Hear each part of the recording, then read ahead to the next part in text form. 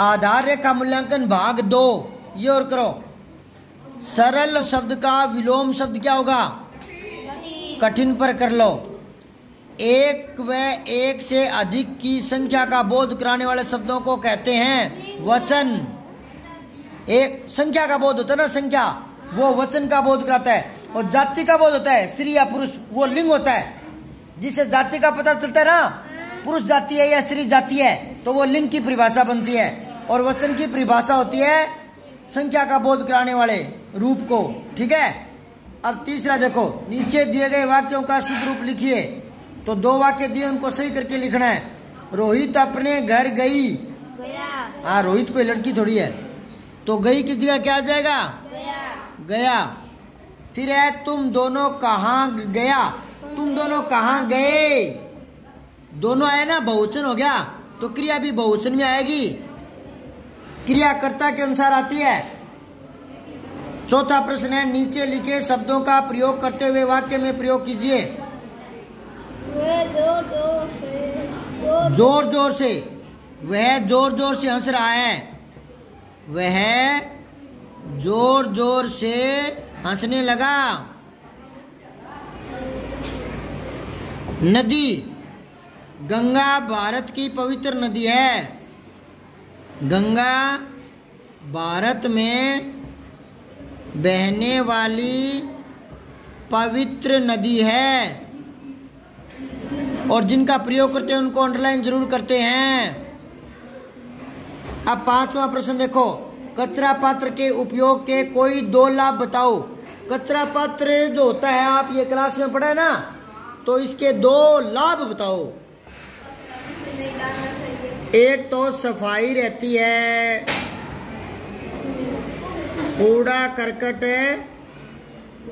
जगह जगह नहीं फैलता, जगह जगह नहीं फैलता। कचरा पात्र में इकट्ठा किया जा सकता है। कचरा पात्र में इकट्ठा किया जा सकता है। और दूसरा क्या है? मच्छर नहीं फैलते, बदबू नहीं आती। मच्छर नहीं, पैदा नहीं होते। हाँ, बदबू कम हो जाती है। ठीक है। अब है 6, नीचे लिखी चीजों की विशेषता बताने वाले शब्द इनके साथ जोड़ने हैं। इनकी विशेषता बताने वाले शब्द जोड़ने पड़ेंगे। समोसे से पहले ऐसा शब्द जोड़ दो जो इसकी विशेषता बताए, यानी विशेषण शब्द। ये सारे संज्ञा शब्द है। समोसे, पेड़, चिंटी, झंडा, ये संज्ञा शब्द है। इनसे पहले विशेषण जोड़ने हैं, तो जोड़ो। समोसा से पहले गरम समोसे, गरम समोसे। पेड़, हरे पेड़, हरे पेड़। चिंटी, नन्ही चिंटी, नन्ही चिंटी जब दाना लेकर चलती है, चढ़ती दीवार पर 100 बार फिसलती है। मन का विश्वास, रगों में सांस बढ़ता है। चढ़कर गिरना, गिरकर चढ़ना नया करता है। आखिर उसकी मेहनत बेकार नहीं होती, कोशिश करने वालों की। झंडा से पहले जोड़ो तिरंगा, तिरंगा झंडा। लिख लिया क्या? गरम समोसे, हरे पेड़, नन्ही चींटी, तिरंगा झंडा। अब है प्रश्न 7वां, गौ माता की जय हो। नीचे दिए गए चित्र को देखकर 6 से 8 वाक्य बनाने हैं। 6, 7, 8 वाक्य बनाने हैं। तो गाय पर एक तरह से छोटा सा निबंध लिखना है। ठीक है। तो क्या लिखोगे? गाय पालतू जानवर है। गाय सीधा सरल प्राणी है। गाय कई रंगों की होती है। गाय दूध देती है। गाय को हिंदू लोग माता कहते हैं। गाय बछड़ा देती है जो बड़ा होकर बैल बनता है, खेती के काम आता है। गाय का दूध पौष्टिक माना गया है। रोगियों और बच्चों के लिए लाभदायक माना गया है। ठीक है बेटे, आगे पेज पलटो। नीचे दी गई कविता को पढ़ करके 8 से 11 तक के प्रश्नों का उत्तर देना है। तो आपको ये 8वां, 9वां, 10वां, 11 4 प्रश्नों का उत्तर देना है। पहले इसको पढ़ लो। आसमान ने ओढ़ी चादर, नीली नीली इसकी चादर, सांझ पड़े ये लाल हुई थी, रात पड़ी तो काली चादर। आसमान ने ओढ़ी चादर, नीली नीली इसकी चादर, रात पड़ी तो पोल खुली थी, फटी हुई थी सारी चादर। वाह बेटे, सुनो, रात पड़ी तो पोल खुल गई, मतलब भेद खुल गया। क्या भेद खुल गया? कि ये चादर तो फटी हुई थी। अच्छा, ऐसा क्यों का है? फटी हुई थी सारी चादर, क्यों का है बताओ? रात को आसमान में तारे नहीं। हाँ, चादर तो काली काली दिख रही थी, पर बीच बीच में तारे दिख रहे थे ना, यूं लगता था जैसे छेद हो रहे हैं। समझ गए? हाँ। रात पड़ी तो पोल खुली, पोल खुलना रहस्य प्रकट होना, पोल खुलना। हाँ, ये मुहावरा है, भाषा मुहावरेदार है, भाषा। हाँ, मुहावरे गद्दे में ही नहीं पद्दे में भी आ जाते हैं। तो रात पड़ी तो पोल खुली थी, फटी हुई थी सारी चादर। मस्त जोड़ी है लाइन तो कवि ने। जगह जगह पर छेद थे इसमें, चलनी सी छेदीली चादर। चलनी समझ गए? चलनी जो आटा छानते हैं ना, उसके जैसे थी वो। तो सारे भेद खुल गए, जगह जगह छेद पड़े थे, जगह जगह छेद सभी जब बने थे तारे, चमकी थी ये काली चादर।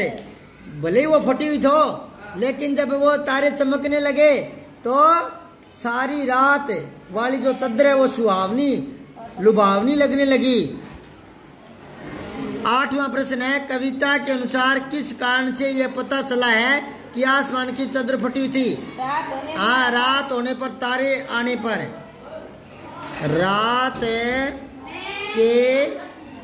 रात में लिखो, रात में तारे निकलने पर, तारे निकलने पर। ठीक है।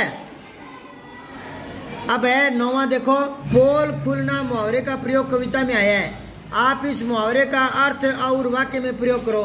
एक तो इसका अर्थ बताना है, पोल खुलना। हाँ, रहस्य खुलना या प्रकट होना, रहस्य प्रकट होना। और फिर है वाक्य में प्रयोग करो, रमेश की तो सारी पोल खुल गई। आज रमेश की सारी पोल खुलेगी, सारी पोल खुलेगी। समझ गए क्या? अब है 10वां, सांझ यानी शाम होने पर आसमान की चादर लाल क्यों हो जाती है? क्योंकि सूर्य अस्त होने वाला होता है तो लालिमा बिखर जाती है। सूर्य अस्त होने वाला होता है तब पश्चिम दिशा में लालिमा छा जाती है, लालिमा छा जाती है या बिखर जाती है। तो आसमान क्या है? लाल लाल दिखाई देने लगता है, वो चादर लाल लाल दिखाई देने लगती है। फिर 11वां प्रश्न, कविता का उपयुक्त शीर्षक क्या होगा? शीर्षक होता है नाम। इस कविता को कोई नाम देना चाहो, जैसे कहानियों के नाम होते हैं ना, कहानियों के नाम ऊपरी ऊपर लिखे होते हैं ना, कहानियों के नाम। जैसे वो केशव और श्यामा वाली कहानी थी तो उसका नाम क्या था? नादान दोस्त। तो ऐसे इस कविता का नाम देना है आपको। छोटी सी कविता है, नाम दे दो। नीली और काली चादर नहीं, आसमान की चादर, चमकीली चादर, छेद वाली चादर। तो आसमान की चादर, ये ठीक बैठेगा। वाह बेटे। अब वो कह रहा है नीचे दिए गए गद्यांश को, ये तो था पद्यांश और ये है गद्यांश। गद्य में लिखा हुआ है। साहित्य 2 रूपों में लिखा जा सकता है, गद्य और पद्य। साहित्य गद्य और पद्य में क्या क्या आता है?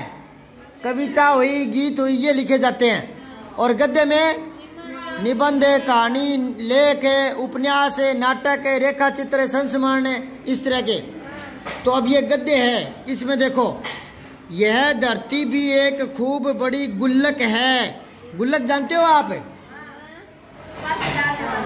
हाँ, जिसमें पैसे डाले जाते हैं। घर वाले क्या है, बड़े बड़े शहरों में, गांव में तो ऐसी रिवाज अब चल पड़ी है, पहले नहीं थी। तो क्या है कि बच्चे को जेब खर्च के लिए 5-10 रुपए देते थे, तो वो अपना जेब खर्च नहीं करता था, गुल्लक में डाल देता था। और काफी समय बाद बहुत सारे पैसे इकट्ठे हो जाते तो वो बच्चा अपने पापा को कहकर उन पैसों से कोई काम की चीज, बड़ी चीज मंगवा लेता था, साइकिल खरीद लेता था। तो पैसों की बचत बहुत काम की होती है। पैसों की बचत है, हाँ, 2 रुपये 5 रुपये अगर मम्मी पापा देते हैं या कोई मेहमान मामा देते हैं तो उनको टॉफी लेकर खाने से कोई मतलब नहीं है। वो 2 मिनट जीभ पर मीठी लगती है, फिर पेट में जाने के बाद गोबर बनकर निकल जाती है। तो इससे तो चाहे उसको गुल्लक में डालो, उन रुपयों को किस में डालो? आज की बचत कल की मुस्कान। ठीक है, चलो देखो आगे। यह धरती भी एक खूब बड़ी गुल्लक है। धरती भी गुल्लक है एक तरह से। मिट्टी की बनी इस गुल्लक में प्रकृति वर्षा के मौसम में खूब पानी बरसाती है। एक तो इसमें पानी आ जाता है बहुत सारा धरती पर। ऐसे में हमें रुपए से भी कई गुना कीमती वर्षा जल मिल जाता है। पानी पैसों से भी कीमती है। क्यों? क्योंकि पानी जीवन बचाते हैं। पानी क्या करता है? जीवन बचाता है। हाँ, जल ही जीवन है।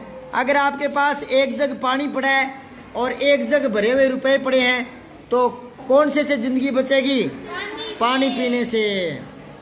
हमारे छोटे बड़े तालाब, झील धरती की गुल्लक में पानी भरने का काम करते हैं। जैसे अपने कमीज में, पैंट में जेबें होती है ना, तो उनमें हम चीज डाल लेते हैं ना।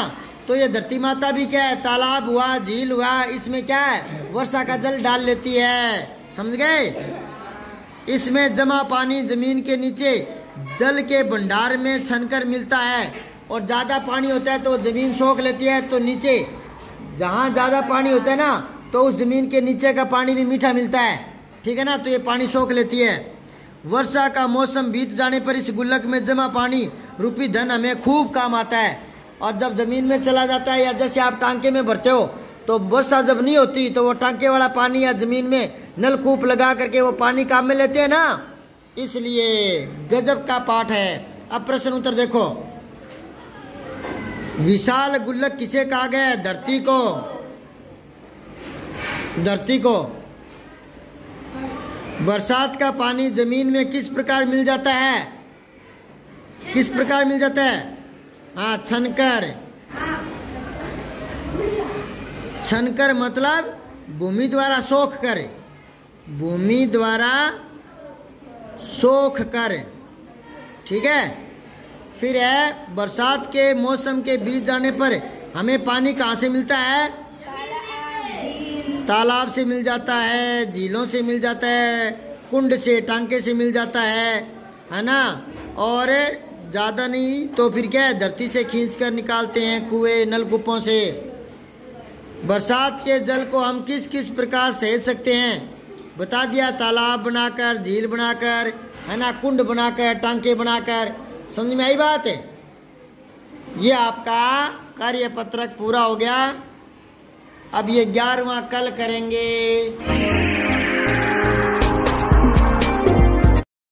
जय हिंद, विजय हिंदी।